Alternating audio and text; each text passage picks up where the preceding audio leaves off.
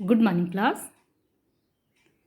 बच्चों, पिछली जो वीडियो आपको गई थी उसमें जब हमने समास पढ़ा था, तो पिछले वीडियो में बच्चों हम लोग जो है अवयवी भाव समास और तत्पुरुष समास पढ़ चुके हैं।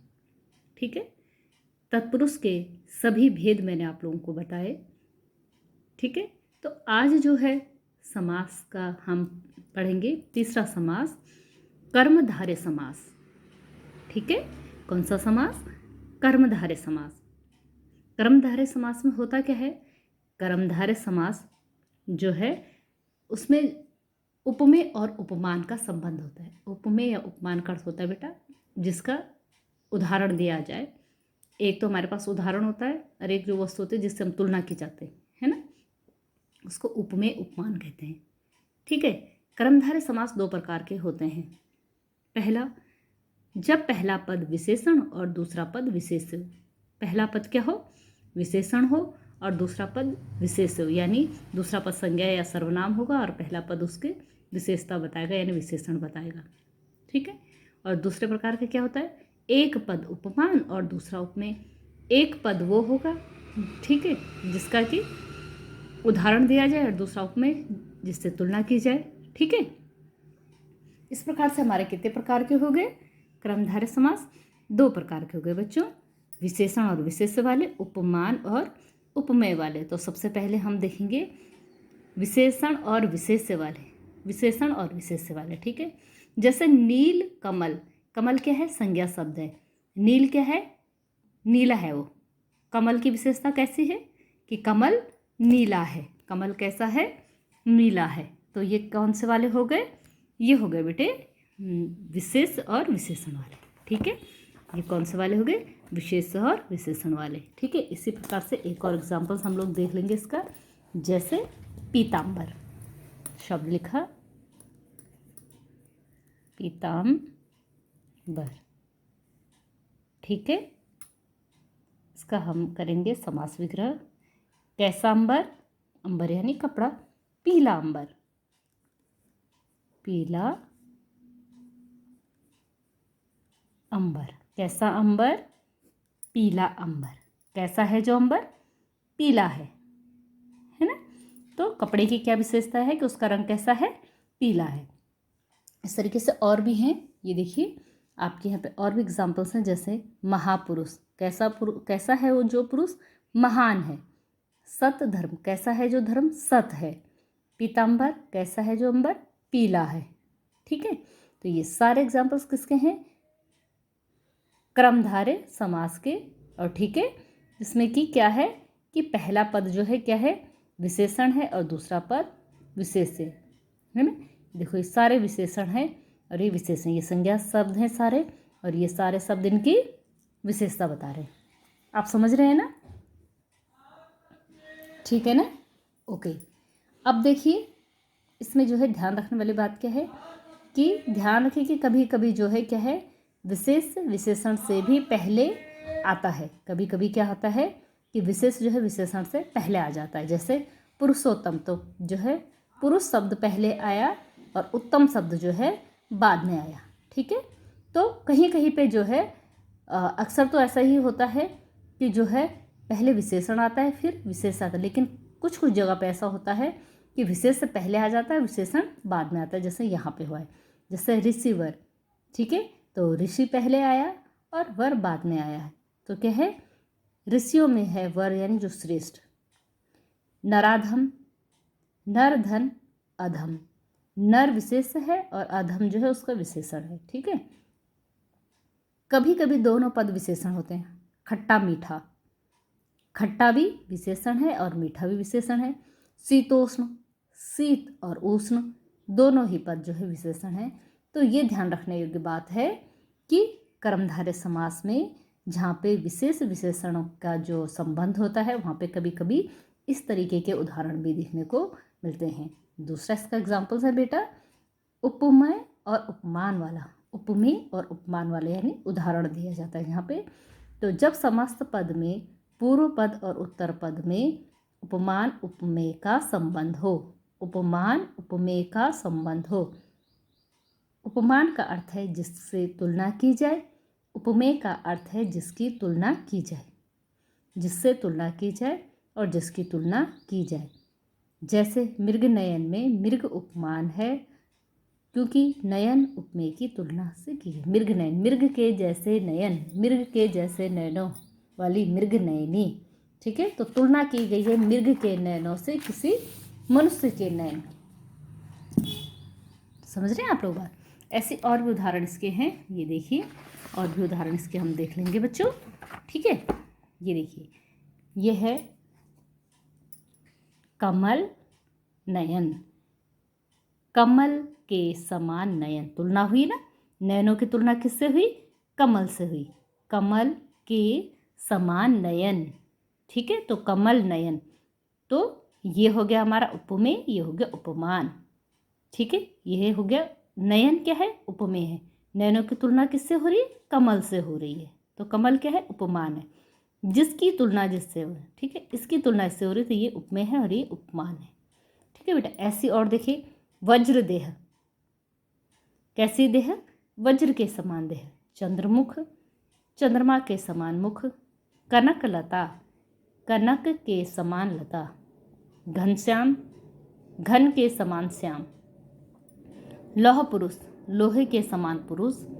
प्राण प्रिय, प्राणों के समान प्रिय। मृगलोचन, मृग के समान लोचन।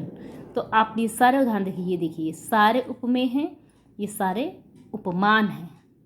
ठीक है, उपमेय यानी कि जिनकी तुलना की जाए, उपमान यानी जिनसे तुलना की जाए बच्चों। ठीक है, तो अब मैं समझती हूँ कि आप लोगों को कर्मधारय समास, आशा करती हूँ कि आप लोगों को समझ आ गया होगा कि कर्मधारय समास होता क्या है। ठीक है, कर्मधारय समास में मैंने बताया आपको कि विशेषण विशेष्य का संबंध होता है या उपमेय उपमान का संबंध होता है। ठीक है बच्चों, अब तीसरी कंडीशन क्या है इसमें कि उपमेय उपमान कर्मधारय। ये तो क्या था, इससे पहले वाला क्या था कि उपमान उपमेय वाला। अब यहाँ पे क्या होना, उपमेय पहले आना है और उपमान बाद में, यानी कि जिसकी तुलना होनी है वो पहले आना है, जिससे तुलना होनी है वो बाद में आना है। जैसे कर कमल, कर यानी हाथ, हाथों की तुलना किससे हो रही? कमल से। कर रूपी कमल, हाथ रूपी कमल। मुख चंद्र, मुख रूपी चंद्र। विद्या धन, विद्या रूपी धन। क्रोध अग्नि, क्रोध रूपी अग्नि। देह लता, देह रूपी लता। वचन अमृत, वचन रूपी अमृत। चरण कमल, चरण रूपी कमल। पुत्र रत्न, पुत्र रूपी रत्न। ठीक है, तो ये सारे क्या हैं बच्चे? ये इसमें क्या है, उपमेय पहले आ गया, उपमान बाद में आ गया। समझ रहे हो मेरी बात? उपमेय पहले आ गया और उपमान बाद में आ गया। इसमें विशेष ध्यान रखने वाली बात क्या है कि यदि कर्मधारय समास में पूर्व पद में छोटा, बड़ा, खट्टा आदि अकारांत विशेषण आ रहे हों तो वे अकारांत हो जाते हैं और उनका पहला स्वर भी ह्रास हो जाता है। जैसे छोटा भैया तो छुट भैया। बड़ा गांव, बड़ गांव। खट्टा मीठा, खट्टा मीठा। देखो खट मीठा है ना, खट मीठा। बड़ा बोला, बड़ बोला। समझ रहे हो? तो इस तरीके से अकारांत क्या हो शब्द होंगे विशेषण, तो वो क्या हो जाएंगे? अकारांत हो जाएंगे, है ना। यदि लाल शब्द के साथ भूरा, मोटा, गोरा, छोटा आदि विशेषण आ रहे हों तो आ के स्थान पर ए हो जाता है। जैसे भूरा लाल तो भूरे लाल, छोटा लाल तो छोटे लाल, मोटा लाल तो मोटे लाल। ठीक है, तो अब जो है आप लोग अच्छे से समझ गए होंगे कर्मधारय समास। अब हम बात करते हैं द्विगु समास की। ठीक है बच्चे, द्विगु समास क्या होता है? बहुत ही आसान है बेटा। द्विगु समास, जिस समास में की संख्या दी हो, पहले पद में क्या दी हो? संख्या दी हो। संख्या यानी नंबर्स, है ना। और याद रखेंगे ये संख्या जो है या तो हिंदी के होंगे, अधिकतर जो है संस्कृत के संख्या होती है, संख्या शब्द होते हैं, जैसे द्वि, त्रि, चतुर्थ, पंचम, है ना, या फिर हिंदी में भी हो सकते हैं। ठीक है बेटा, तो जिस समास में पूर्व पद संख्यावाचक हो, मेरी बात समझ में आई? जिस समास में पूर्व पद संख्यावाचक हो उसे हम द्विगु समास कहते हैं। पहला पद संख्यावाचक हो जहाँ पर, जैसे त्रिलोकी, 3 लोकों का समूह। त्रि, त्रि यानी 3।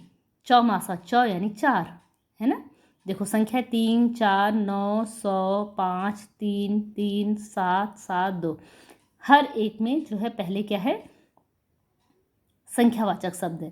त्रिलोकी 3 लोकों का समूह, चौमासा 4 मासों का समाहार, नवरत्न 9 रत्नों का समूह, शताब्दी 100 अब्दों या वर्षों का समूह, पंचवटी 5 वटों का समूह, त्रिभुवन 3 भुवनों का समाहार, त्रिवेणी 3 वेणियों का समाहार, सतसई 700 दोहों का समाहार, सप्तऋषि 7 ऋषियों का समूह, दुराहा 2 राहों का समाहार।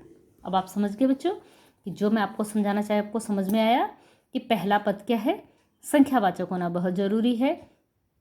जहाँ पर भी पहला पद संख्यावाचक होगा वहाँ पे जो है द्विगु समास होगा। ठीक है, सब लोग समझ गए द्विगु समास।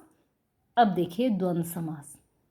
ठीक है, द्वंद्व समास में बेटा जहाँ और छुपा होता है और यहाँ पे योजक चिन्ह जो है, योजक चिन्ह लगा होता है बीच में, देखो हर कहीं पे जो है और की जगह योजक चिन्ह लगाए, यहाँ पूरे में देखिए, है ना। तो जिस समास में पूर्व तथा उत्तर पद दोनों प्रधान हो, यानी दोनों अपना स्वतंत्र अर्थ रखते हों, दोनों का समान महत्व हो और दोनों का एक समान ही महत्व हो, तथा विग्रह करने पर दो पदों के बीच में और या एवं आदि समुच्चय बोधक आए, वह द्वंद्व समास कहलाता है। ठीक है बच्चे, वह कौन सा समास कहलाता है, द्वंद्व समास कहलाता है। ठीक, और हो, या हो, एवं हो, और उसकी जगह क्या है, योजक चिन्ह लगा होता है। उदाहरण हम देखेंगे, स्वर्ग नर्ग होना क्या चाहता, स्वर्ग और नरक, स्वर्ग और नरक, तो हो गया स्वर्ग नरक, स्वर्ग और नरक, है ना, और छिप गया, और की जगह डैश लग गया। ठीक है, ऐसी पाप पुण्य, पाप और पुण्य, माता पिता, माता और पिता, है ना, दाल रोटी, दाल और रोटी, तो और शब्द का लोप हो गया, उसकी जगह जो है योजक चिन्ह लग गया। तो अब आप समझ के द्विगु समास में क्या होगा, पहला शब्द संख्यावाचक होगा। द्वंद्व समास में क्या होगा कि और छुपा होगा, और की जगह योजक चिन्ह लगा होगा, शब्द युग्म होगा। ठीक है बच्चे, तो ये आपके द्विगु समास हो गया, ये आपका द्वंद्व समास हो गया। अब आखिर में हम देख लेंगे बहुवीर्य समास। ठीक है, जिस समास के समस्त पद यानी पूरा पद, पूर्व पद और उत्तर पद में कोई भी पद प्रधान न हो, यानी दोनों का कोई जो है संबंध उससे न हो, और क्या हो, समस्त पद या किसी अन्य पद की प्रधानता हो, ये वो दोनों पद मिलके किसी अन्य पद की ओर संकेत करें, किसी अन्य चीज़ की ओर संकेत करते हैं, वहाँ पे जो है बहुवीर्य समास होता है। जैसे श्वेतांबरा, श्वेतांबरा, श्वेत धन अंबरा, श्वेत है अंबर जिसके, श्वेत है अंबर जिसके कौन, सरस्वती, तो श्वेत है अंबर जिसके, ये दोनों जो है शब्द युग में मिलके किसी तीसरे शब्द की ओर संकेत करते हैं। ऐसे दशा में बहुवीर्य समास होता है। षडानन, षड सठ है आनन, 6 आननों वाला कौन, कार्तिकेय। दशानन, 10 है आनन जिसके, कौन, रावण। त्रिनेत्र, 3 है नेत्र जिसके, कौन, शिव। तो बच्चों आप लोग समझ गए, अब आपको अच्छे समझ आ गया, द्विगु समास समझ आ गया, द्वंद्व समास समझ आ गया, और बहुवीर्य समास आपको समझ में आ गया। अब जो है इसके और भी उदाहरण हम देख लेंगे, बहुवीर्य समास के और उदाहरण हम देख लेंगे, जैसे चतुरानन। ठीक है बेटा, चतुर धन आनंद, 4 है मुख जिसके, चक्रमणि पाणी, चक्र है पाणी या पाणी यानी हाथ में जिसके, विष्णु। गजानन, गज के समान है आनंद जिसका, गणेश। अंशुमाली, अंशु किरणें हैं माली जिसकी, सूर्य। दीर्घ बाहु, दीर्घ है बाहु जिसकी, विष्णु। पशुधर, पशु धारण करता है जो, परशुराम। चारपाई, 4 पायों वाली जो, खाट। गिरीश, पर्वतों का राजा, हिमालय। चतुर्भुज, 4 भुजाएं जिसकी, विष्णु। निशाचर, निशा में विचरण करने वाला राक्षस। पीताम्बर, पीले हैं अंबर जिसके, कृष्ण। मुरलीधर, मुरली को धारण करता है जो कृष्ण। पतझड़, पत्ते झड़ जाते हैं जिस ऋतु में पतझड़। विषधर, विष को धारण करता है जो सर्प। मेघनाद, मेघ के समान नाद है जिसका रावण पुत्र। तिरंगा, 3 रंगों वाला है जो भारत का राष्ट्रध्वज तिरंगा। अब इसमें एक ध्यान रखने वाली बात क्या है कि द्विगु और बहुवीर्य समास में क्या अंतर होता है। देखो, द्विगु समास में पहला पद संख्यावाची विशेषण होता है, ठीक है, और दूसरा पद उसका विशेष्य होता है। परंतु बहुवीर्य समास में पूरा ही पद विशेषण का काम करता है। हिंदी में कुछ ऐसे उदाहरण मिल जाते हैं जिन्हें दोनों समासों में अंतर रखा जा सकता है। ऐसे शब्दों का विग्रह करने पर ही निर्भर करता है कि वह द्विगु समास है अथवा बहुवीर्य समास। जैसे चतुर्भुज, तो आपने अगर लिखा कि 4 भुजाओं का समूह, तो आप द्विगु समास उसको लिखेंगे। लेकिन अगर आपने संधि विच्छेद आपने समास विग्रह में लिख दिया कि 4 भुजाएं जिसकी विष्णु, तो आप बहुवीर्य समास लिखेंगे, ठीक है। तो आपने समास विग्रह में क्या लिखा है उसके अनुसार ही आप समास का नाम लिखेंगे। दशानन में भी सेम ऐसे ही होगा। 10 आननों का समूह लिखेंगे तो द्विगु लिखेंगे। और अगर आप लिखेंगे कि 10 आनन है जिसके, तो रावण, ठीक है, तो बहुवीर्य लिखे। ऐसे चौमासा में भी आप ऐसे करेंगे। और त्रिनेत्र, 3 नेत्रों का समूह तो द्विगु समास, त्रिनेत्र यानी शिव। इसी प्रकार से बेटा इसको भी करेंगे आप। कर्मधारय और बहुवीर्य समास में भी अंतर आप लोग देख लेंगे। क्या अंतर होता है?